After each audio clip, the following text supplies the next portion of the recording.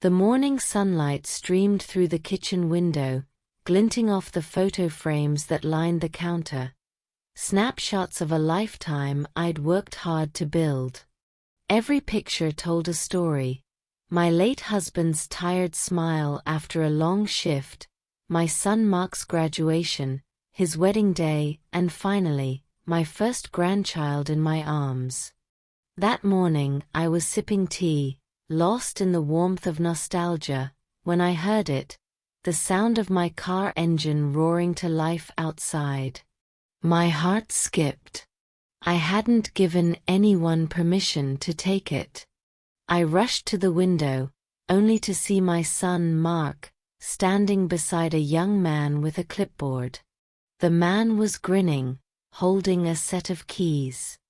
And my silver Toyota, the car I'd cherished for 10 years, the one my late husband and I had saved for, was being loaded onto a flatbed tow truck. I stumbled outside, the morning chill cutting through my sweater. "Mark, what's going on?" I called, my voice trembling. He didn't meet my eyes. "Mom, calm down. I sold it." For a moment, I thought I misheard him. "You what?" He sighed, exasperated, as if I were the one being unreasonable. "You don't even drive much anymore. It's just sitting there collecting dust. You don't need it. We could use the money." The words hit harder than any slap. "We could use the money? I didn't give you permission." I cried. "That car was mine." "Mom," he cut me off sharply, "you have to stop acting like you're rich. You're retired. You live with me now. You don't need all these things." He turned to the buyer and gave a casual nod. "Transfer's done. Let's wrap this up." I watched as the truck pulled away, carrying not just my car, but every ounce of pride I had left. I could feel my throat tighten, but I refused to cry in front of him. When he finally went inside, muttering something about being practical, I stood alone in the driveway. The world felt smaller, quieter. That car wasn't just a vehicle. It was the last thing my husband and I had bought together before he passed. It was our freedom, our laughter-filled road trips, our late-night drives when words came easier than they did at home. Now it was gone, and something inside me snapped. I looked at my son's house, the house I'd helped him buy years ago with money from my savings, the one he now claimed as his own, and for the first time in years, I felt something other than love. I felt resolve. If he thought I was too old, too soft, too powerless to stand up for myself, he was about to learn that a mother's patience isn't endless. It has a breaking point. And mine had just arrived. The days after Mark sold my car felt eerily calm, like the quiet before a storm. I still woke up early, brewed my tea, and sat by the kitchen window. But the view had changed. The driveway, once home to my silver car, was now just a slab of empty concrete. Every time I looked at it, I felt a hollow ache in my chest. Mark went about his life as if nothing had happened. He'd smile, kiss his wife on the cheek, and make small talk about investments and financial stability.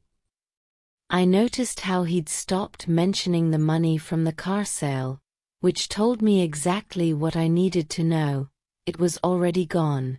His wife, Laura, wasn't cruel. But she didn't defend me either.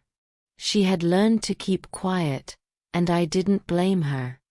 Mark had a way of twisting words until even apologies felt like accusations.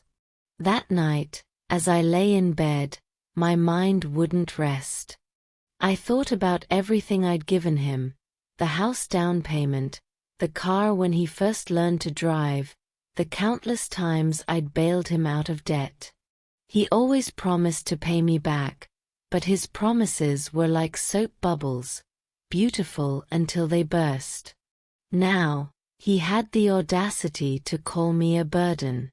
I stared at the ceiling, my heart pounding with something I hadn't felt in years. Anger, yes, but also purpose. The next morning, I made breakfast as usual. I buttered toast, scrambled eggs, and smiled as if nothing was wrong. Mark took his plate, barely looking up from his phone. "You're quiet today, Mom," he said casually. I forced a gentle smile. "Just thinking about making some changes." "Good," he said, not even glancing at me. "You could use a hobby. Something to keep you busy." Busy. That word lingered in the air like smoke. When he left for work, I went straight to my room and pulled out the small lockbox from my closet. Inside were documents, old property papers, savings bonds, and most importantly, the deed to this house. My husband and I had bought it years ago and signed half over to Mark when he married. But the other half? It was still in my name. And I had rights he didn't know about. For the first time in weeks, I felt my pulse quicken with excitement. My late husband, God bless him, had insisted that I never fully give up control of our assets. "People change when money's involved," he used to say. "Even family." I hadn't believed him back then. Now I wished I'd listened harder. I made a call that afternoon, to our old family lawyer, Mr. Bennett. He'd known us for decades and still sent me a Christmas card every year. When he picked up, his familiar voice brought back a wave of calm. "Mrs. Dawson. It's been too long. How are you?" "I'm fine, Mr. Bennett," I said, steady but cold. "But I think it's time we reviewed my property papers." There was a pause on the line, the kind of silence that meant understanding without explanation. "I'll see you tomorrow," he said simply. That night, I slept soundly for the first time in months. Because while my son thought he'd taken my last bit of freedom, he had no idea. I still owned the ground he stood on. The next morning, I dressed carefully, not in my usual cardigan and slippers, but in a crisp beige coat and the pearl earrings my husband had given me on our 25th anniversary. They reminded me of who I used to be, proud, independent, and no one's fool. When I arrived at Mr. Bennett's law office, he stood to greet me. His hair had turned completely white since I'd last seen him, but his eyes were still sharp, the kind that missed nothing. "Margaret Dawson," he said warmly, shaking my hand. "Still as graceful as ever. What brings you here today?" I smiled faintly. "Grace has its limits, Edward. I'm here to talk about my house." He nodded and gestured for me to sit. "I thought you and your son shared ownership now?" "We do," I said, folding my hands neatly in my lap. "But I'd like to make some changes." He adjusted his glasses. "Changes?" "I want my name removed from joint ownership," I said. "And I want my half sold, immediately." He blinked, surprised. "That's quite the move, Margaret. May I ask why?" I leaned forward slightly. "Because my son seems to think everything I own already belongs to him. It's time he learns that nothing is his until I decide it is." Mr. Bennet's mouth twitched into a small, knowing smile. "Ah, a family matter then." "Yes," I said softly.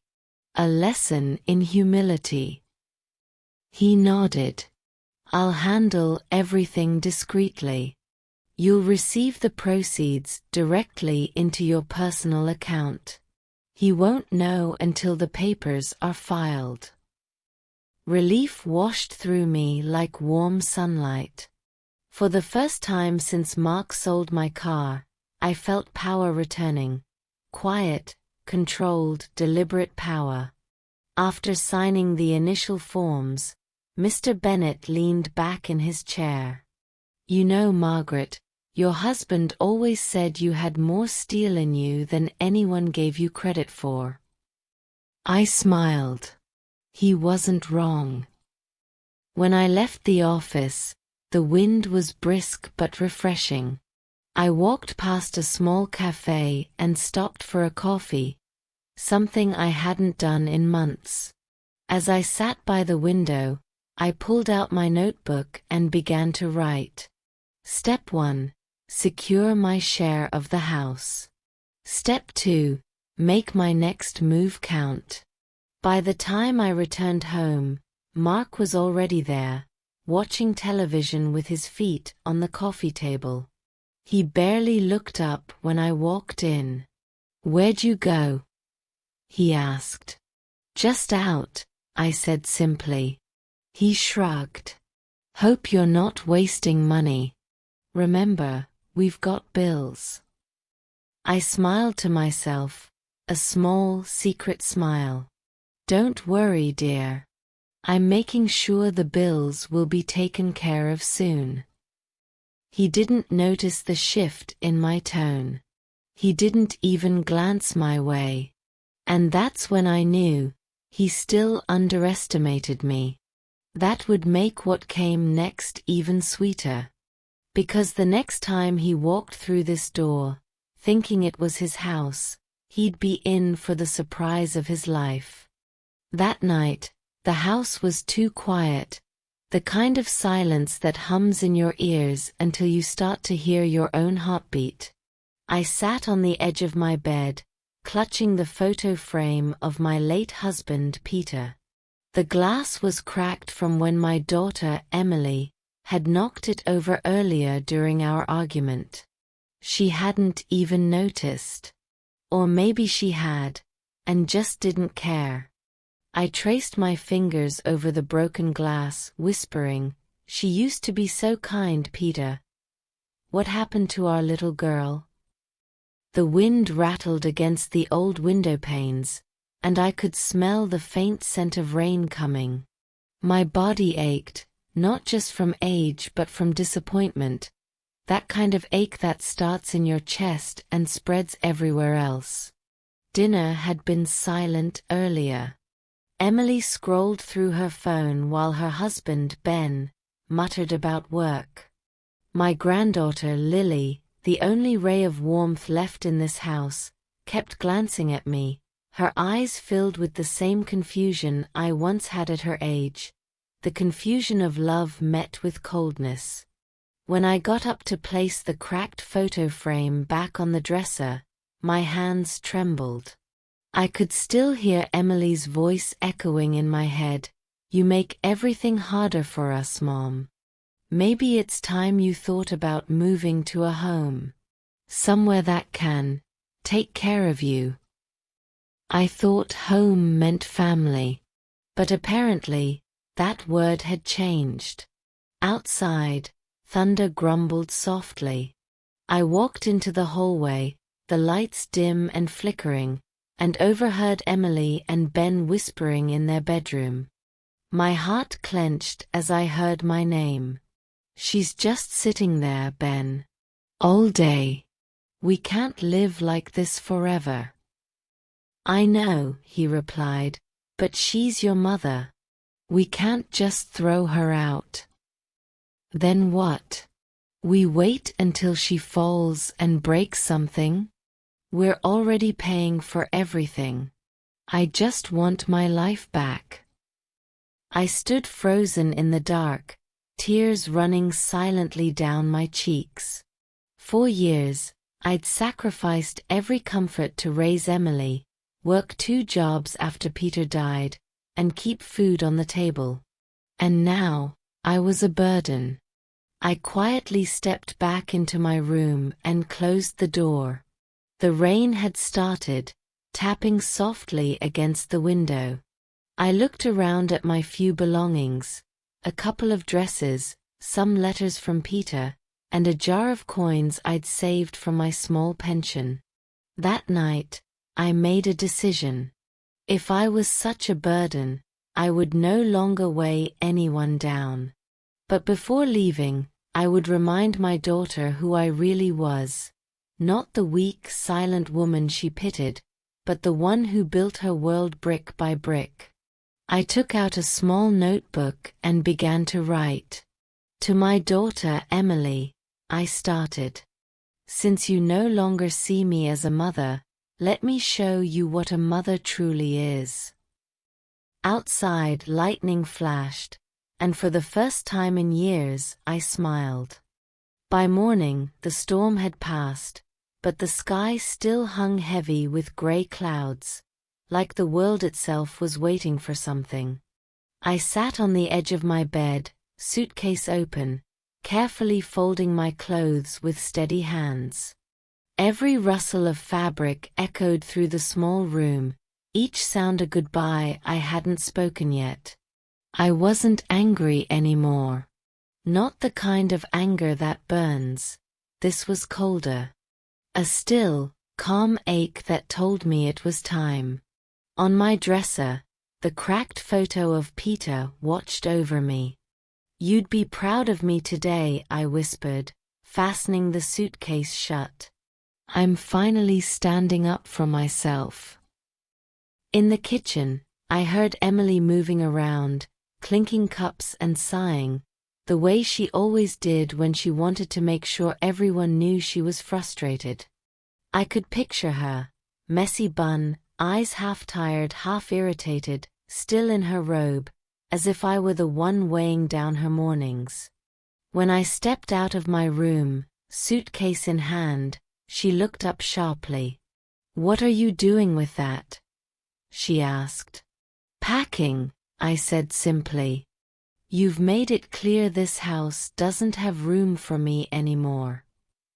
Her expression flickered, a mix of guilt, pride, and disbelief. "Mom, that's not what I meant. I just thought you'd be more comfortable in a place that could help you. You know, medical stuff, food, all that." I smiled faintly. "You mean a place where you wouldn't have to look at me?" She froze. The air between us felt heavy, like the quiet before thunder. I placed the suitcase by the door, straightened my cardigan, and turned to face her fully. "You know, Emily," I said softly, "when your father died, I thought my life was over. But then you smiled at me that night, and I remembered why I kept going. Everything I did, every long shift, every missed meal, was for you.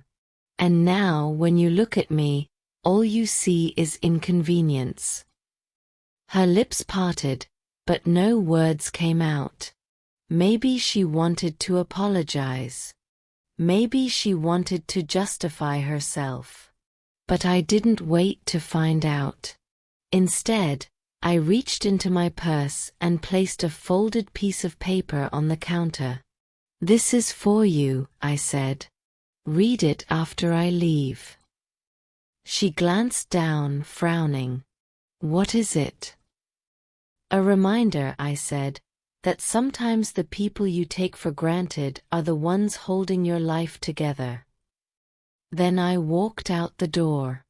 But what she didn't know, what she wouldn't realize until it was too late, was that I hadn't left her house empty-handed. The night before, I had quietly gone through my old files, the ones Emily never bothered to look at. Inside them were legal documents, papers transferring ownership of this very house and my savings.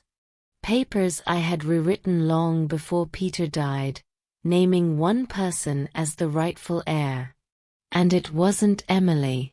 As the cold wind hit my face, I felt a strange freedom, the kind that comes when you finally stop begging to be seen. This wasn't the end of my story. It was the beginning of hers. And she was about to learn what losing truly felt like. The house felt unnervingly quiet after Mom left. Too quiet. The air still carried the faint scent of her lavender soap and old roses, lingering like a ghost that refused to leave. Emily stood in the kitchen, arms folded, staring at the folded note on the counter. It looked so harmless, just a single piece of paper, her mother's handwriting looping across the top in delicate ink. But something about it made her uneasy. For a long time, she didn't move. Then, with trembling fingers, she opened it. "Emily," it began. "You've forgotten what love looks like when it asks for nothing in return. So maybe this is what it takes to remind you." The words were neat and steady, her mother's usual careful script. Emily's throat tightened as she read on. "This house you live in, the one you treat as yours, once belonged to your father and me. I kept it for you after he passed, thinking one day you'd raise your family here with warmth and gratitude. But I see now, I've been holding on to a dream that doesn't exist anymore. You see, dear, this home was never truly yours.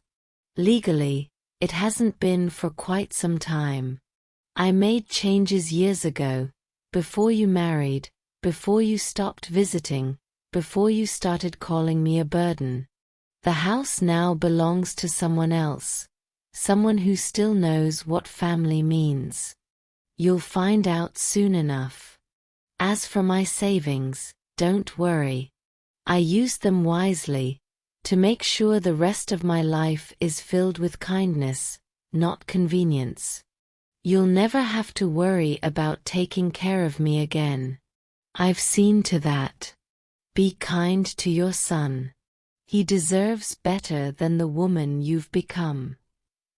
Emily's hands shook as she finished reading. Her chest felt tight, the words clawing at her. What does she mean?" she muttered aloud, rereading the lines. Then she noticed something. A missing key from the key holder near the door. Her mother's spare set. Gone. And then, on the bottom corner of the note, in smaller handwriting, a final message. "By the time you read this, I'll be where you left your heart years ago." Tears filled her eyes as she sank to the floor, the letter trembling in her hands. For the first time in years, Emily realized she didn't even know where her mother could be. Not her address. Not her doctor. Not even what medication she took. She had been living with her, yet she'd never seen her. Outside, the wind picked up, brushing leaves against the window. The world moved on, as if nothing had happened. But in Emily's chest, panic bloomed like wildfire. She grabbed her phone, dialing every number she could think of. Neighbors, her brother, even her mother's old church group. No one had seen her. Until finally, one woman answered with a voice that was too calm. "Oh yes, Margaret. She left early this morning," the woman said. She seemed so peaceful. Said she was finally going home. Emily froze. Home? What home? But she already knew the answer. The one place her mother had always talked about. The seaside cottage her parents had dreamed of retiring in but never could afford. The same one her mother had secretly bought years ago. And now, Emily realized that cottage, and everything else her mother owned, might no longer belong to her at all. The road to the coast was longer than Emily remembered. The further she drove, the more memories rose up, faint echoes of childhood laughter, her mother's hand guiding hers as they collected seashells, her father's deep laugh carried by the ocean breeze. Now, all she could hear was the thump of her heartbeat and the soft hiss of tires on gravel. The GPS pinged. Destination ahead. There it was, the old seaside cottage. The paint was a little faded, the shutters worn, but flowers bloomed everywhere. Daisies, hydrangeas, roses, her mother's favorites. And parked out front was a familiar car. Her mother's. Emily's breath caught as she stepped out, gripping the letter in her coat pocket. The salty air hit her face, clean, fresh, alive, everything her house in the city wasn't. She walked up the path, her heels crunching against the stones. The door was open just a crack. "Mom," she called softly. No answer. The inside was warm and bright. Sunlight spilled across a wooden table. A kettle whistled softly on the stove. For a moment, it looked as if her mother had just stepped outside for a minute. Then Emily noticed there were 2 teacups on the table, 2 chairs pulled out, 2 plates, and beside one cup, a man's reading glasses. Her throat went dry. "What is this?" she whispered, scanning the room. Every surface was neatly arranged, photos of her mother, but none of her. No wedding pictures. No grandchild photos. Instead, there were new ones. Her mother smiling with an elderly man by the sea. Her hand resting gently on his arm. Both radiant. And on the wall, framed like a treasure, was a photo of her parents' seaside dream. Only now her mother was living it, with someone else. Before she could process it, she heard footsteps. The front door opened wider, and her mother appeared, a light scarf fluttering around her neck, carrying a basket of fresh bread. "Oh," her mother said softly, surprised but not shocked. "You came." Emily's words stumbled out. "What is this place? Who's that man? Why didn't you?" Her mother sighed, setting the basket down. "That man," she said calmly, "is someone who remembers I'm still alive." Emily blinked. "What?" Her mother met her eyes, her voice trembling but steady. "You and your brother stopped calling me, stopped visiting. You made me invisible in my own home. So I sold the house, my house, and I bought this one. And I found someone who listens, who laughs, who treats me like I matter." Emily's anger cracked. "So you just replaced us?" Her mother's gaze softened, but her words cut deep. "No, Emily. You replaced me long ago. I just finally stopped trying to fit in the picture you cropped me out of." For a long moment, neither spoke. The waves crashed outside, distant and rhythmic, as if marking the end of something. Then her mother turned away, whispering, "You should go home, Emily. This isn't yours anymore." Emily stood frozen, realizing the full meaning of those words. Not just the cottage, but everything. The will, the money, the love. All gone. Her mother had rewritten her life. And for the first time, Emily saw what true revenge looked like. Quiet, graceful, and irreversible. Emily couldn't sleep that night. She drove back to the city in silence, the roar of the ocean still echoing in her head. Her mother's words played over and over like a broken record. This isn't yours anymore. By morning, she was sitting at her lawyer's office, her hands trembling as she slid the manila envelope across the desk. Inside were copies of legal documents her brother had intercepted weeks ago, the new will. "Open it," she said flatly. Mr. Clarkson, the family attorney, hesitated. "Emily, are you sure you're ready for this?" "I need to know," she snapped. Her voice cracked halfway through. He sighed and unfolded the papers. The sound of the crisp pages filled the room. Then he began to read. "I, Margaret Turner, being of sound mind, leave my entire estate, including all liquid assets, remaining shares and property, to the Margaret Turner Foundation for Second Chances." Emily blinked. "A foundation?"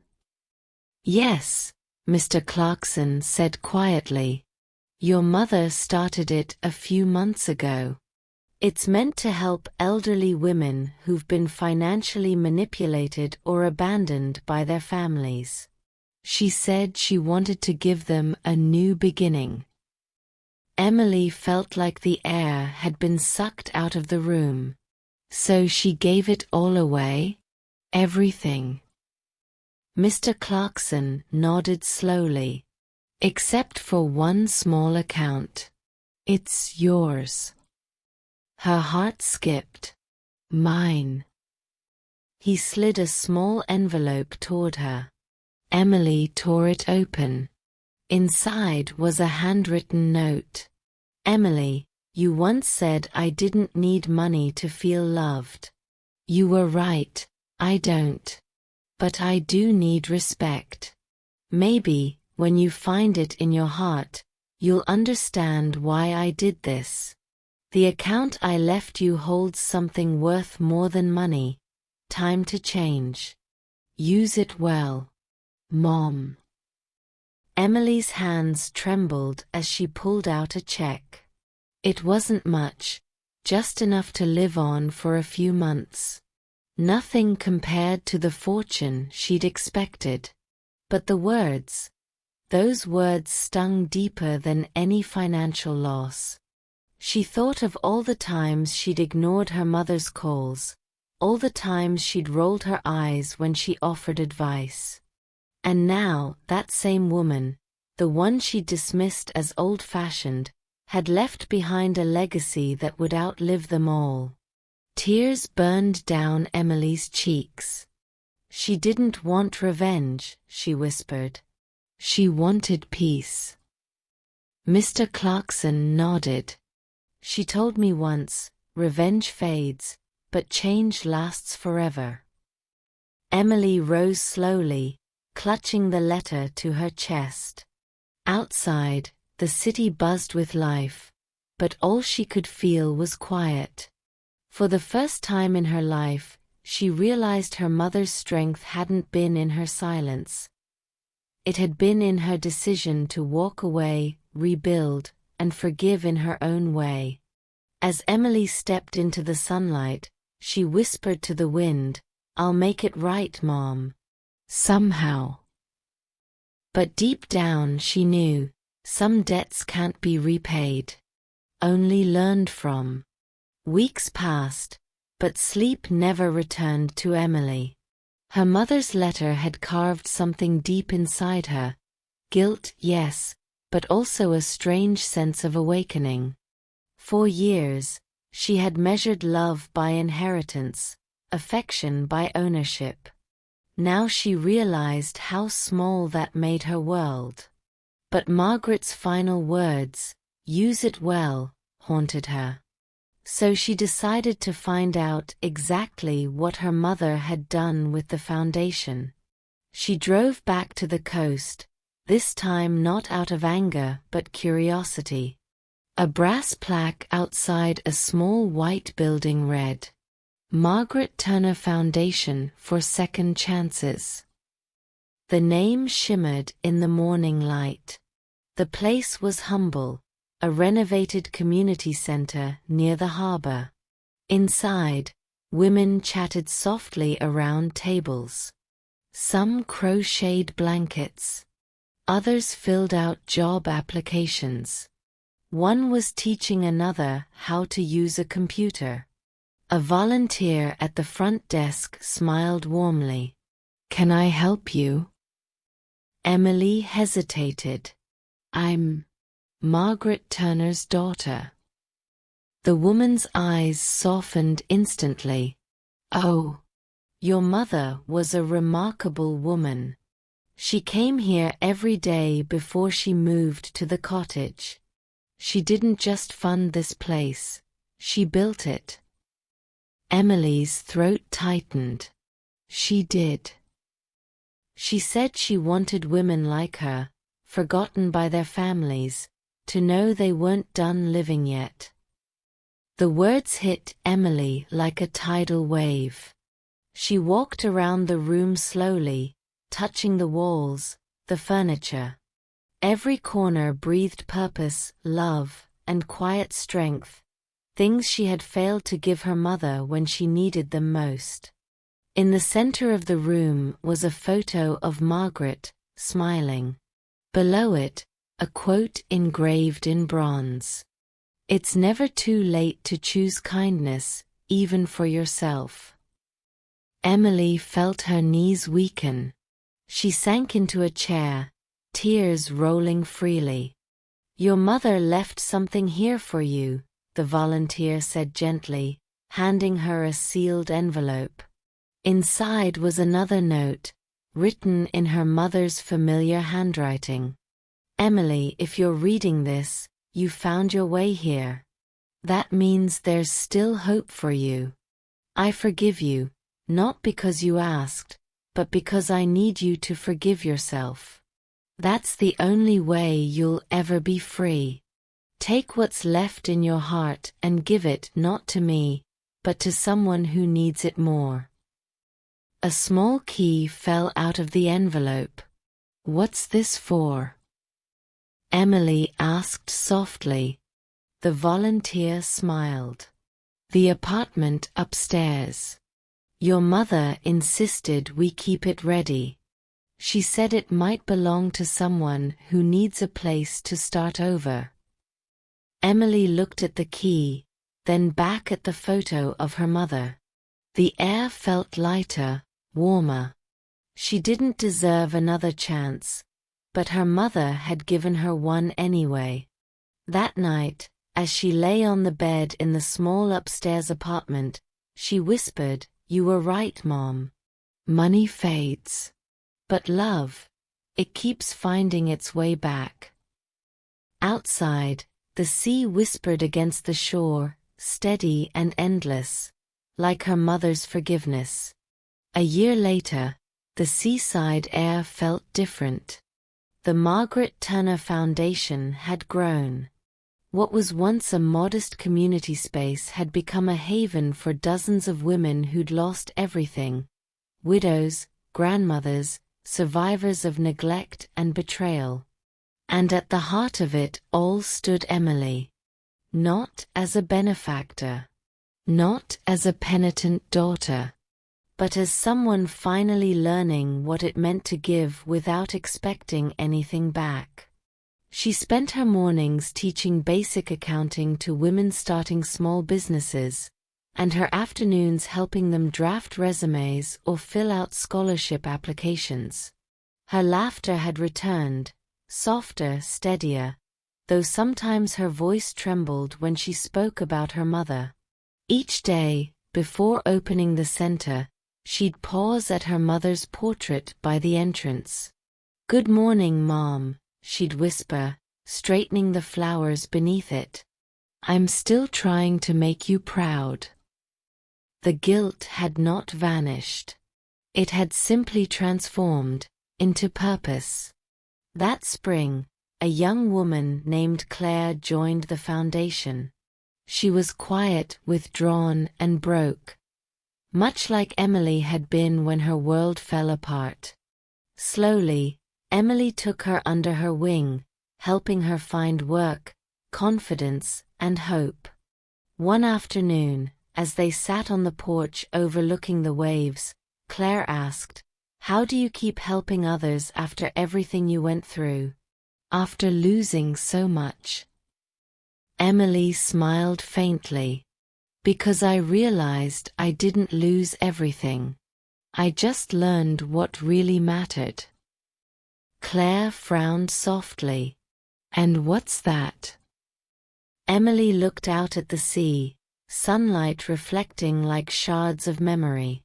"Forgiveness. Especially the kind you give to yourself."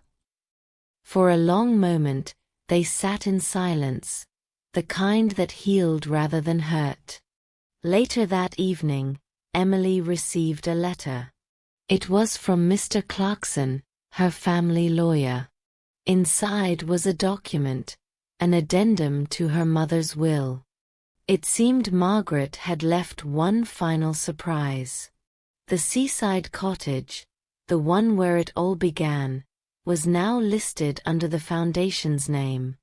But written in Margaret's unmistakable handwriting were 6 words. "For Emily, to keep the light on."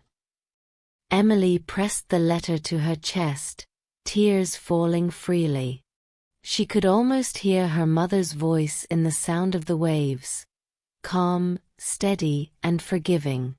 That weekend, she reopened the cottage, not as a retreat for herself, but as a sanctuary for women who needed healing. She renamed it Margaret's Haven. And as the first group arrived, Emily stood by the door, greeting each one with the same warmth her mother once gave her. For the first time in her life, she didn't feel broken or undeserving. She felt complete. Because her mother's final lesson had taken root in her soul, that revenge might feel powerful, but redemption lasts forever. She looked out at the horizon, whispering, "You were right, Mom. Love wasn't something I had to inherit, it was something I had to learn to give." The waves rolled in, carrying her words back to the sea, and in that sound, she finally heard peace.